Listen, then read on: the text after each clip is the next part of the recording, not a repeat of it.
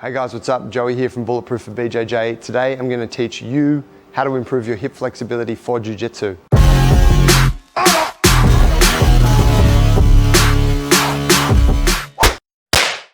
Now, we all know that flexibility or mobility is super important for the sport we play. It allows us to get into better positions. It gives us more room to move when we're trying to fight out of certain positions. And it also allows us to increase our strength potential. Because if we can have more range through our joints, we can strengthen that range and that can help us to be a stronger human.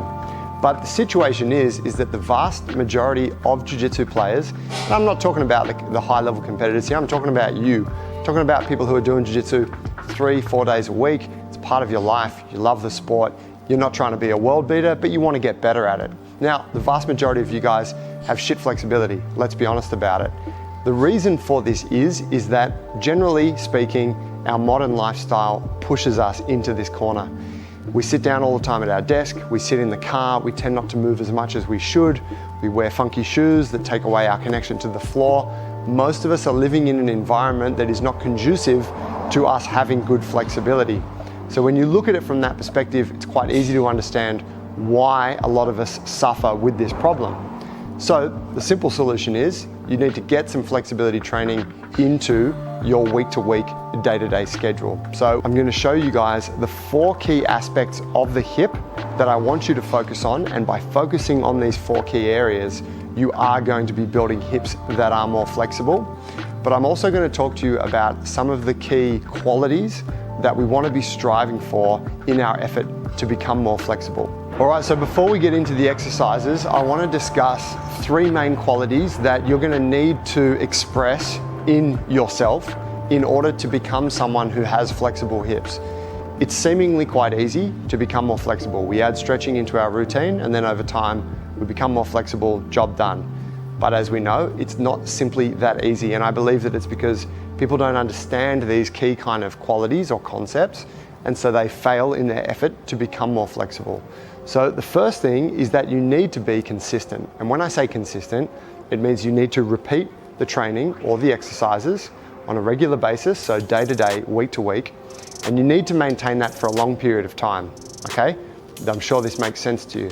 Now, points 2 and 3 are kind of relevant to this. The second point is that you need to commit to this for a medium to long-term period of time. You're not going to change your body's flexibility with 2 months of training. You're probably not going to make huge gains with even 4 months of training. You need to commit for a 6, 12, 18, 24 month period if you want to make real changes to your flexibility. If it was really easy, everyone would do it. We already know people tend to have a natural tendency towards being more flexible or being more strong. So if you're the kind of person that leans towards being more strong but having shit flexibility, you know how hard it is for you to change that. So I really want you to adopt this idea of committing to it for a long period of time in order to get the results that you want. The third quality is that you need to make it a habit, and this is obviously tied into points 1 and 2. If we're talking about something becoming a habit, it means that we have this process in our daily life, so it's in our schedule. Now, where and when you get your stretching training in, it doesn't matter to me, and it doesn't matter for your results. All that's important is that you get it done and it's regular. So a lot of people will find that doing it on the mats at Jiu Jitsu is the most convenient time for them. You're already there for class. You can simply turn up 10 or 15 minutes earlier, do some warm-up mobility, then you can hang out afterwards and do some cool-down mobility. That's a really easy way to approach it. But if you're the kind of person who only just gets to class on time, and then you have to rush out at the end of the night because maybe you got to get back to work, it's a lunchtime class, or maybe you got to get home, feed the kids, do whatever you got to do, I get it. For those of you who go to Jiu Jitsu for the training but don't really have much extra time to stretch, you're going to need to find another time, and the best times for that, I would say, are either first thing in the morning or last thing at night. So first thing in the morning could be you make it part of your morning routine, you get up 15 minutes earlier, you go into the lounge room or the garage or whatever you have and you do this, or you do it at the end of the night, maybe while you're watching TV, you get your 3 stretches done and it's game over. Either way, it needs to be a sustainable habit. So sit down, have a look at your schedule and actually consider, how can I make this a repeatable, consistent thing that I do in my life for a long period of time? All right, so first piece we're talking about is the back of the hip. So we're looking at the hamstrings, and this also extends down into the calf. Now, for most of you, touching the toes, I'm guessing it's a little bit challenging. I see this really commonly.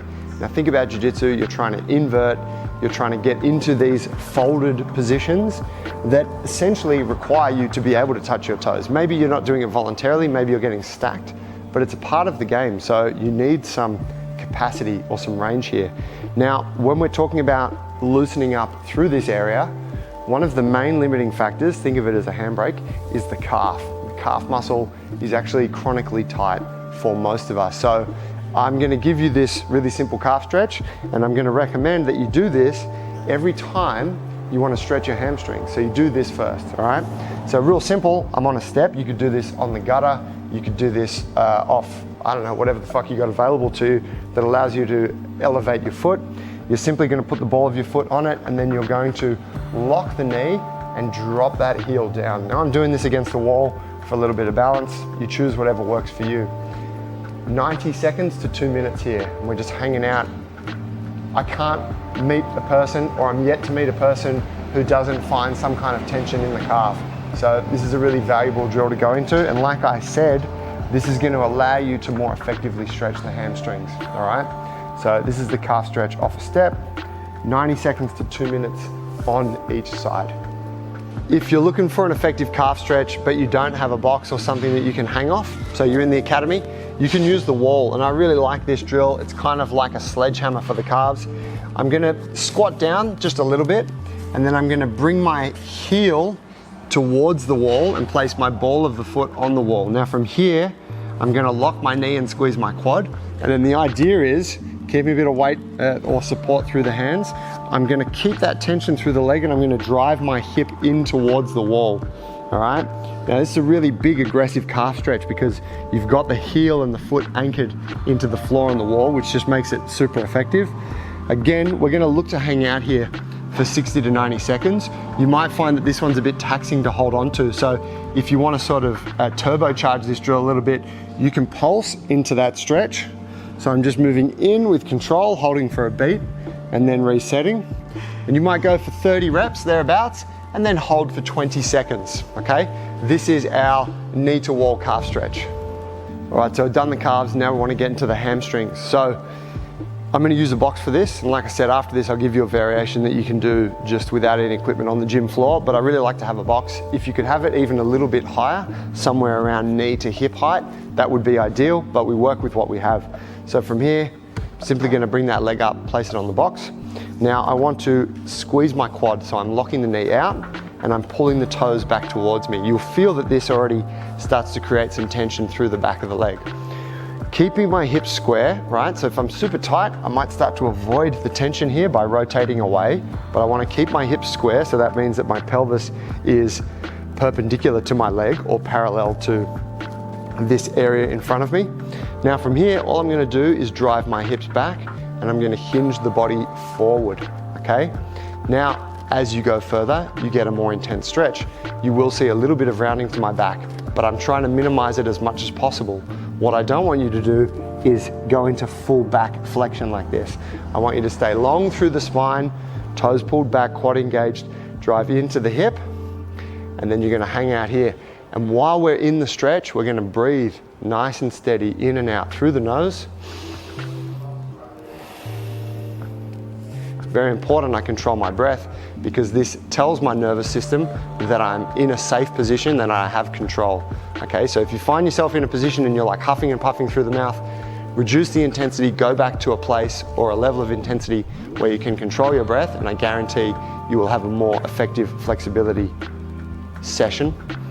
Once I'm here, you might find that after a bit of time, you can go a little bit deeper. So on my exhale, I'm going to try and push a little bit deeper into that stretch, right? Now with my standing leg, it doesn't matter what's going on here. This is all about this leg here. I'm going to hold this stretch for around 60 seconds, and I want you to complete 2 to 3 sets. All right, so let's look at an option for the hamstring stretch if you're at the academy and you don't have the space, or you don't have the equipment rather, to put your foot up on. You got 2 options here. The first one is going to be just in a standing position. So I've just got the leg in front of me, same idea, knee locked, toes pulled back, and I'm hinging. I quite like this one, but if you've just finished training and you're a little bit fatigued, it might feel a little bit awkward because you're kind of leaning over, that's pushing blood up into the head, and you're also standing with a lot of weight on one leg. It might get a bit taxing. So what you can do as an option here, you can come down onto one knee, and then I bring that leg out in front of me, and then all of the same rules apply. When I'm in this position, I can even take my fingertips to the floor just for a little bit of support. I'm not resting my weight there because I want weight through the stretch. And then I'm hanging out. Again, hips are square, keeping the contraction through the quad, nice and controlled breath, holding for the same amount of time. All right, so last of our 4 positions, and now we're looking at the front aspect of the hip. Now, the reason that this area is particularly important for you as a jiu-jitsu player is because you are using the muscles through the front of the hip every time you play guard, and even for a lot of your top positions. So our hip flexors become incredibly tight because they're responsible for pulling the knees into the chest and then helping us do all of this stuff. We spend immense amounts of time in these positions in a training session. If we look at what happens to us when we go outside of the gym, those hip flexors remain tight and wound up, and then that pulls our pelvis into a position that is no longer neutral. So it pulls it into an anterior tilt, which means that we're placing more pressure on the lower back, and it essentially just gives rise to us having more issues that come about as a result of this lack of mobility over time. Okay, so if you can get in the habit of keeping good, supple hip flexors and looking after those guys on a regular basis, you will avoid this fate that most advanced jiu-jitsu players find themselves in through the later years. Now, first stretch that we want to look at for this is super important. I don't actually need the wall. I say it's important, they're all fucking important, but I don't need the wall. I'm just going to be in a lunge position, and this is for those of you who are really tight. This is going to be a great starting point. So you're in a lunge. You might have seen our other video, the best stretch for BJJ. It's a variation of this. Notice I'm in a lunge position, so it means my feet are on sort of train tracks here. All right, if you're looking at me in this direction, you can see there's a bit of a gap between my feet. All right, I'm not trying to balance on a tightrope, but I want to make sure that my hips are square. So really important, again, if I'm quite tight here, I might be naturally turning away from the stretch. I want to turn into it. So I'm going to square my hips. That means the rear hip comes forward and the front hip goes back, okay? I'm going to squeeze my glutes. Now notice this, I'm going to lean forward, so I'm going to hinge, and I'm going to pull the abs or the rib cage down. I'm going to contract my abs, then I'm going to push my hip forward and squeeze my glute, and then I'm going to lift up just gently. And the reason I do it in that order is because it allows me to set a neutral position through my lower back as I apply intensity to the stretch. If we do it the other way around, where I just get into the stretch and then I try and lift up, oftentimes we see people are very arched through the back, and it just places pressure onto their lower spine, and this becomes really uncomfortable. So again, I hinge, I tuck my pelvis, squeeze my glute, ribs down, abs nice and tight, and then as I contract and push into that stretch, so I'm driving the hip forward, I can open up a little bit through the torso, but I'm maintaining that neutral position. All right, so 3 sets of 60 seconds, or you can just hold this one for 2 to 3 minutes once only. All right. All right, so if you're feeling okay with the lunge stretch, then we're gonna go to a wall lunge. Now, this is my favorite. This is what I do believe is the best stretch for BJJ. You're gonna place hands to the floor, you're gonna bring ball of the foot to the wall, and then knee to the ground. Now, the distance that your knee is from the wall is up to you, but let's start with it around a foot length from the wall. That's the length of your foot, all right? We use the metric system in Australia. I don't fucking know how long a foot is. Now, from here, I'm coming up into a lunge position once again, and you'll notice, similar to my last setup, that I stay hinged forward. I'm gonna tuck the pelvis, squeeze the glutes, pull the rib cage down, start to drive the hip into the stretch, and then I bring myself up. So I'm making sure I got that nice neutral spine. I'm getting a nice deep stretch going on through the front of the hip. And I'm hanging out, controlling my breath here, all right? Now, this stretch is great, but if you feel that you want to turbocharge this, you can. There's a couple of options which I'm going to give to you right now. And think of these as you use them at the right time or the place, and use them when you feel like maybe the lunge stretch just isn't quite delivering with the same impact anymore. So a couple of different ways to approach. First option is I'm going to go shin all the way in against the wall, and my foot is now pointed. I get up into position. Same setup, hinge forward, Squeeze the glute, drive hip forward, and then up I come. All right, now as you get more mobile with this, you can get more upright, but I start to feel it in the lower back a little bit, the compression, so I'm just gonna stay here. This is option 1 to turbocharge. Option 2 would be to keep that first position with the knee out from the wall. I really like this one in a cool down, to be honest, because I feel like it just hits a lot of different tissues. I'm gonna set my position up, drive the hip forward, and now once I'm in that stretch, I'm gonna start to arch through the back. Arms will come up overhead and I reach. I'm trying to round through the spine as much as I can, and I'm reaching back for the wall. Big breaths on this one because it's pretty intense. Again, don't even bother with that if you find the variations 1 or 2 challenging. Only use it if you feel like you're in a position to start to turn the intensity up on your wall lunge. First variation for hip external rotation, which I really like, requires a box. You want that box to be somewhere around sort of mid-thigh to hip height. If you don't have one, I've got a couple options for you, it's okay, but if you got it, this is really great.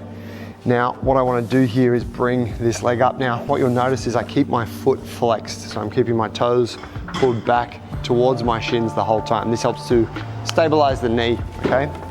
And you want to do that in your triangles as well, just as a handy tip. I didn't learn that until I got to brown belt. Probably copped a bunch of undue knee damage. In any case, I'm going to get my shin to rest on the box. Now, if your shin is up higher like this, which if you're quite tight with this position it will be, you want to find a way to chock or support the knee. So you're going to pack stuff underneath it. You could use wrapped up gis, you could use pillows. If you're doing it at home, pillows are great. If you're at the gym, maybe you got some cork or foam blocks, pack them under there. You also want to make sure you're relatively comfortable. So if the bottom edge of your foot is a bit sore in this position, put something under that, some fabric just to soften it up, okay?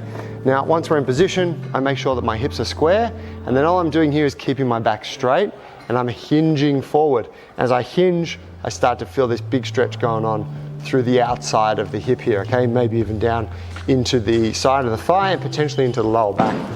You can place a little bit of weight through the hands, but I don't want to be putting all my weight there. I want to largely be supporting the weight through this leg, okay? Now at the same time, the standing leg can bend a little bit or straighten to help me get into a better position. And I'm thinking about driving the hips back and pushing deeper into that stretch. I want you to hang out here for about 60 seconds and we're gonna do 2 to 3 sets. If you want to do 1 set, you can just go and hold it for 2 to 3 minutes, it's totally fine. But if you like to break it up and make a little routine out of it, 1 minute's also good. You just got to do the extra sets. All right, so that is my box pigeon stretch, and that is an absolute go-to for anyone who struggles with external rotation of the hip. Just make sure you're in a comfortable position before you start. All right, so here's an option for our hip external rotation. This is really good for a cool down in Jiu Jitsu, or if for some reason you find the box variation just a little bit too taxing at this point, you can definitely work with this. We call this the lazy pigeon, and it's basically because you're lying on your back. The idea is I'm going to bring my feet to the wall. Now I want to pick some kind of distance, butt to wall. Start around here, right? 90 degrees roughly at the knee. Foot to the wall. I'm going to slide that foot up a little bit, and then I'm going to bring my ankle onto the top of this knee. Now from here, keep the foot flexed, and I'm going to slide this foot down the wall to a point where I feel a bit of tension through this outside hip. Now I'm just going to frame against this knee and push it out, all right? And I'm just looking for that point, again, adjusting the foot on the wall, adjusting the pressure here on my frame. And I'm going to look for that point to where I feel a stretch going on through that same area of the hip, and I'm just going to hang out here. All right, this is a really good way to cool down and a really good way just to get that stretch in if you feel that the standing variations are a little bit too taxing for you. Here's a third option for the hip external rotation on the mats. I really like this one because it allows me to kind of stay facing the group and engaging with the class. And I find if you're making stretching part of your routine in the gym, you want to be able to still connect with the people who are walking in, chat to your teammates, that kind of thing. So what I'm going to do here is I'm going to start in more of an active pigeon position. So I got weight on the hands, my knees on the outside of my armpit, and then I'm going to bring that shin to the floor. And now all I'm doing is just resting my back knee on the ground. Now keep in mind, if you're a bit tighter, If you're super tight, this position will be too advanced for you. But if you're feeling just a little bit restricted, you might want to add something under the knee. Again, so it might be a rolled up gi or a foam roller, something like that, that just sets it with a bit of elevation. But the idea is then I'm going to rest that shin to the floor and I'm just going to hang out here. I'm reaching through my back leg while keeping the knee on the ground. I'm staying long through my spine and again, controlling my breath. All right, so now we're talking about internal rotation of the hip, and that is essentially our ability to rotate the knee or the bent leg inwards like this. It's hip rotation. This is obviously the exact opposite of our external rotation. So it's giving us more latitude in both directions, right? It's giving us more strength. It's also going to help to bulletproof the body because we find that people who lack internal rotation often have a higher chance of injury in Jiu Jitsu. And if you think about some of the positions you'll end up in, someone trying to smash through your guard, maybe it's landing awkward in a takedown, maybe it's someone just crushing that knee down as they pass and apply pressure to the upper body. If you're getting forced into this internally rotated position and you don't have really any kind of comfort there or any capacity there, more than likely something's going to break. So this is super important, as are all these aspects that we're looking at for hip flexibility. I got 2 drills that I want you guys to work with through this. The first is really quite straightforward. We use this all the time in the Bulletproof program, and it's the seated internal rotation. So I've got hands on the ground behind me. I'm staying chest up, nice and long through the spine. My feet are going to come outside of shoulder width, so I'm at around 1.5 shoulder width distance between the feet. I keep the feet flexed once again because it stabilizes my knee, and then all I'm doing while keeping weight on the hands is rotating the knee down towards the floor. All right, now I want you to get into that position and let's go for some repetitions here. All right, I actually don't mind if you hold it or if you go for reps, but let's go for the reps. What's important is that you're getting into this position. So we'll perform, say, 10 reps and then we'll hold it. Now, the most important thing here is that I'm not rotating my body in order to get the knee to the floor. I want to keep weight on the hands, keep the body still, and then rotate through the hip. This is where I get the internal rotation stimulus that we're looking for at the hip here, okay? And of course, we're going to perform that on both sides, okay? So if you're working with this, we're going for 10 repetitions and then you're holding the last rep for 10 seconds and I want you to do 3 sets. Now, let's say that you're feeling all right with that position and we want to try and find something maybe that's just going to bring a slightly different quality to it. And this is where we're going to go for our 90-90 or our S-mount position. Now, pretty simple with this. We're talking 90 degrees at this knee and then 90 degrees at that knee. It doesn't have to be exactly 90, you don't need to measure it, but what we're looking for is a position where you have more or less equal positioning of both legs, and then you're trying to bring your weight towards this back leg. Now, it's really awkward because your internal rotation at the hip is going to restrict you, and this is the beauty of the drill. So depending on where you're at, you can use some support on the ground, you can push up nice and tall, and then you're just going to drive your weight over and start to rotate around towards this back leg. I really like this one because you can get into a good position, find a spot that's relatively comfortable for you, and you can hang out here. And again, for all of this stuff, it's about spending time in the position. This is how we're going to start to build more capacity here. Paying attention to my breath, making sure it's controlled, keeping the foot flexed, not enduring a shit position. If you find you're cramping and it's really awkward, it's probably a bit too advanced for you. You could actually set yourself up on a little block if you have one. But if you don't, I would suggest you go back to the seated internal rotations, okay? And then obviously we want to balance that out. We'll perform this drill on both sides. All right, so I hope that the exercises we just went through and this kind of explanation of the 4 different aspects of the hip allows you to improve your hip mobility for Jiu Jitsu. I really can't stress enough how much stretching regularly and having this practice around becoming more flexible or more mobile, call it what you want, is really the key to unlocking greater performance on the mat, but also a better quality of life. You're in less pain, you move better, you can get more comfortable in and out of positions. It really just does improve everything you do. And so I really can't push it enough. So I just want to reinforce those 3 qualities that I stated at the beginning, which I believe are the key to making flexibility a part of your life. One is consistency. Second is medium to long-term perspective. So it's not a short-term thing, right? Give it some time, 1 to 2 years. And then the third thing is building the habit. And the habit takes care of everything. It gives you the consistency, it gives you the regularity, and it means that you can do it for life. If I ask you what it is that you want to become, you tell me you want to be more flexible, and I say, well, those that become flexible are the people who have the habit of stretching. This is your opportunity to build that habit. I hope it helps. If this video works for you, please comment below. I'd love to know what you think about the drills. Maybe you've got an approach that you think works better. I'd love to hear about it. And if you want any help with your training, please go to our program. We have a community of people there who are getting strong and mobile and increasing their performance on the mat. Bulletproof for BJJ.com. Sign up for the free trial, and I'll see you on the inside. Peace.